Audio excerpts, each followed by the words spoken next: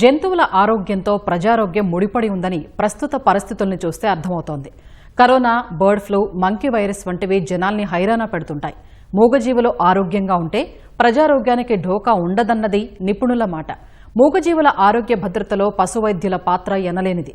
అంతర్జాతీయ వెటర్నరీ దినోత్సవం సందర్భంగా పశువైద్యుల సేవలపై ప్రత్యేక కథనం.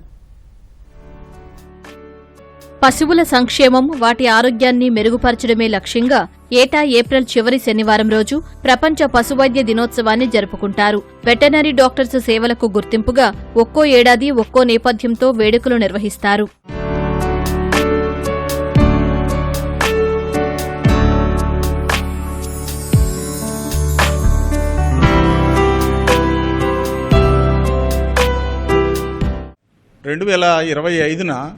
సమ్మిళితమైనటువంటి టీం వర్క్ ద్వారా ఈ యొక్క పశువుల యొక్క ఆరోగ్య పరిరక్షణ ఎలా చేయాలి అనేది ఈ థీము. అంటే ఇక్కడ ప్రతి సంవత్సరము పశు వైద్యులకు సంబంధించి మాత్రమే ఈ కార్యక్రమాలు జరుగుతూ ఉన్నాయి. ఈ సంవత్సరము పశు వైద్యులతో పాటు ఇందులో ఉన్నటువంటి సాంకేతిక నిపుణులు, ల్యాబ్ టెక్నీషియన్సు, అదేవిధంగా వెటర్నరీ నర్సులు, కంపౌండర్సు, ఇటువంటి రేడియోగ్రాఫర్సు, ఇటువంటి వాళ్ళందరినీ కూడా మనం పరిగణలోకి తీసుకొని సమ్మిళితమైనటువంటి సాంకేతికతతోటి హోలిస్టిక్ అప్రోచ్ అనేది ఉంటే యానిమల్ యొక్క ఆరోగ్యం పరిరక్షణ అనేది బాగా ఉంటుందనేది ఈ సంవత్సరం తీసుకున్నటువంటి ఉద్దేశం. 200కు పైగా వ్యాధులు జంతువుల నుంచి మానవులకు సంక్రమిస్తాయని పరిశోధనలు చెబుతున్నాయి. వాటిని కట్టడి చేసి ప్రజలు అనారోగ్యం బారిన పడకుండా పశువైద్యులు కీలక పాత్ర పోషిస్తున్నారు.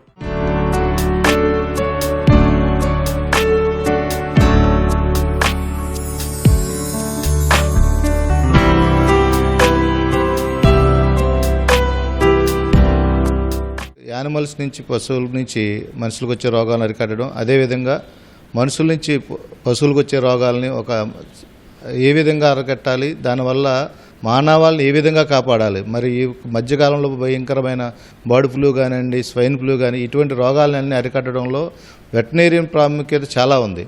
మరి ఈ సంవత్సరం అటువంటి కంట్రోలింగ్ ఆఫ్ ఎనీ డిసీజ్ అనే దాని మీద వెటర్నరీని మరింత కృషి చేస్తారని రాష్ట్ర వ్యాప్తంగా అందరు వెటర్నరీని కూడా ప్రపంచ పశువైద్య దినోత్సవ శుభాకాంక్షలు.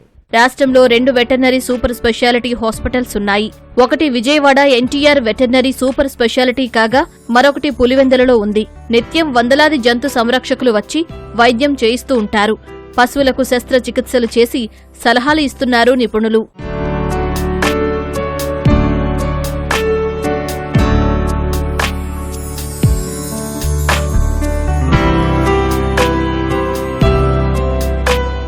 డాగ్స్లో సుమారుగా 2500 మేజర్ సర్జరీలు చేశాను. ఇక్కడ అందరికీ బాగా ఉచితంగా ఫ్రీగా సర్వీస్ చేస్తాము. మంచి ఫలితాలు కూడా సాధించడం జరిగింది.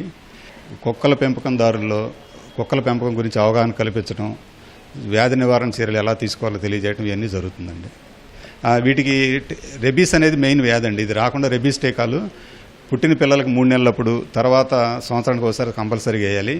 అట్లాగే నట్టల నివారణ మందులు కూడా నెలకు ఒకసారి చిన్నపిల్లలకి, పెద్దవాటికి 2 నెలలకు ఒకసారి క్రమం తప్పకుండా వేయాలి. ఈ విధంగా చేసుకుంటే ఎక్కువగా జబ్బులు రాకుండా మనం పెంపుడు కుక్కల్లో వ్యాధులను దూరం చేయొచ్చు. వెటర్నరీ ఆసుపత్రిలో వైద్య సేవలు బేషుగ్గా ఉన్నాయని పెంపకందారులు చెబుతున్నారు. మూగజీవుల ప్రాణాలు నిలుపుతున్నారంటూ వైద్యులకు కృతజ్ఞతలు తెలిపారు.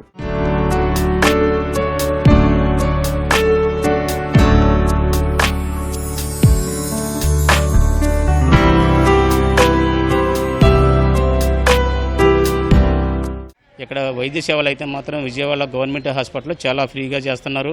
స్కానింగ్లు కానివ్వండి, ఎక్స్రేలు కానివ్వండి, ట్రీట్మెంట్ ఏదైనా ఆపరేషన్, సర్జరీ ఏదైనా ఉన్నా కానీ పశువులకి అన్నింటికి కూడా సేవలు అయితే మాత్రం చాలా బాగున్నాయి.